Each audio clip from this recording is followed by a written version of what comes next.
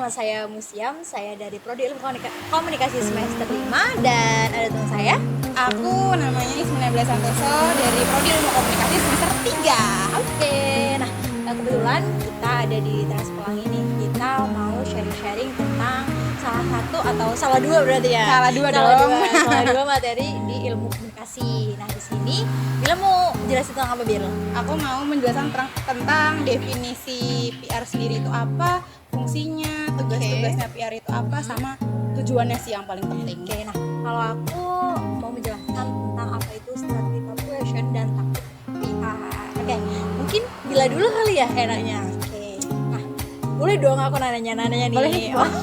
Tapi jangan lengkap-lengkap ya. Oke. Gini. Apa Nah, tuh? tadi kan Bila bilang nih mau menjelaskan tentang apa itu definisi public relation. Nah, mungkin dari teman-teman kita ini ada yang belum tahu kan. Coba bisa jelasin nggak apa sih yang dimaksud dengan public relation? Oke, kalau menurut aku public relation itu definisinya ya, dia adalah upaya untuk pemeliharaan suatu citra perusahaan yang membuat masyarakat atau publik itu berpikir positif tentang perusahaan itu sendiri.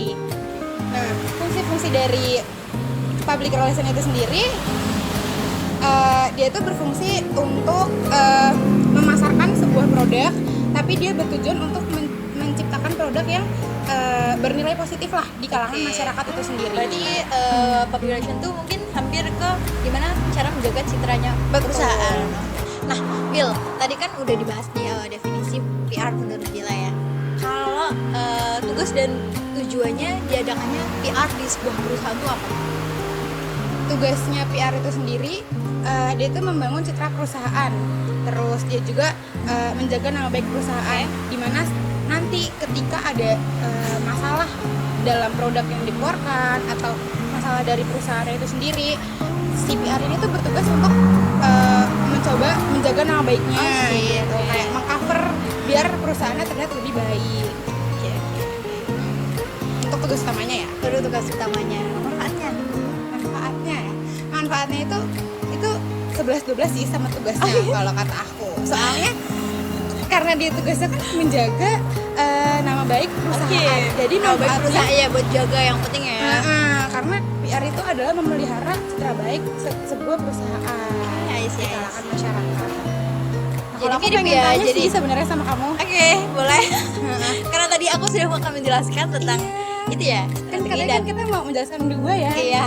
Dua, Oke. guys. Jadi masih nyambung ya, karena tadi itu tujuannya untuk menjaga citra perusahaan.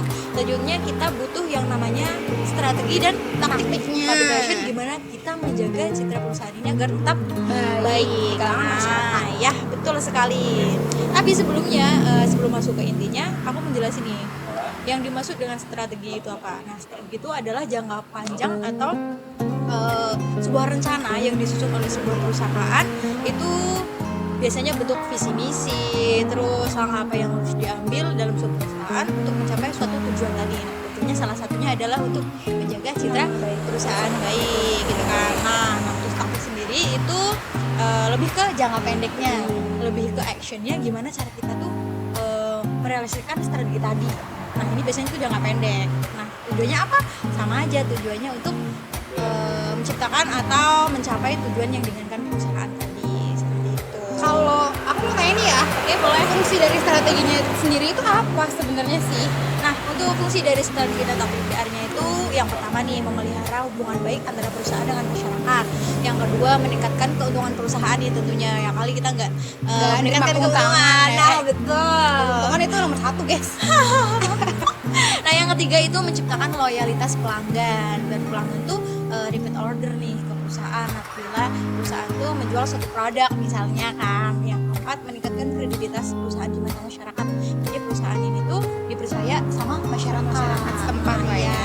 Yang terakhir itu ada menjaga citra perusahaan, sama kan kayak tadi tujuan adanya PR gitu kan.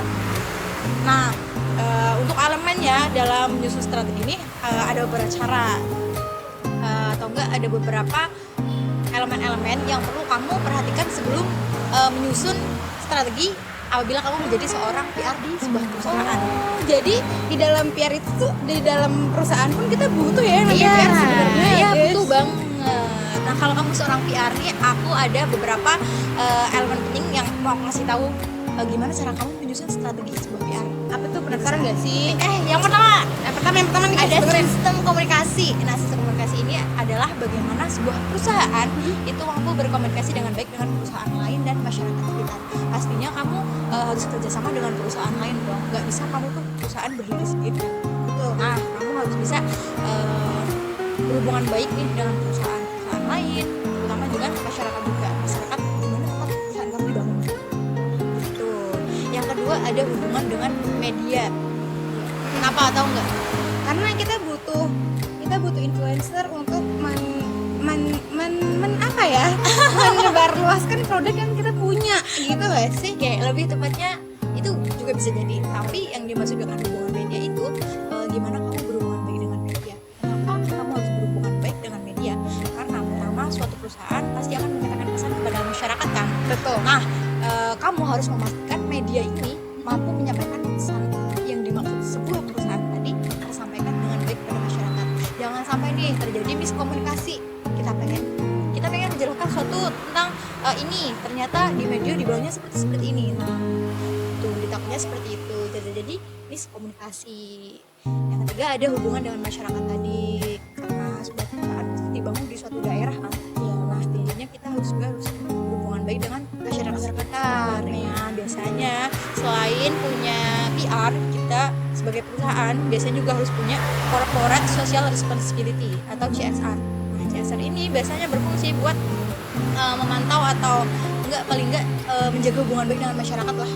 Nah, salah satunya bisa dengan kasih amal, kasih bantuan pendidikan, kasih bantuan kesehatan kepada masyarakat Semacam donasi lah ya, kepada masyarakat. betul. Jadi masyarakat sekitar sama perusahaan tuh hubungannya baik. Oh, perusahaan ini tuh sering bantu loh di sini gitu.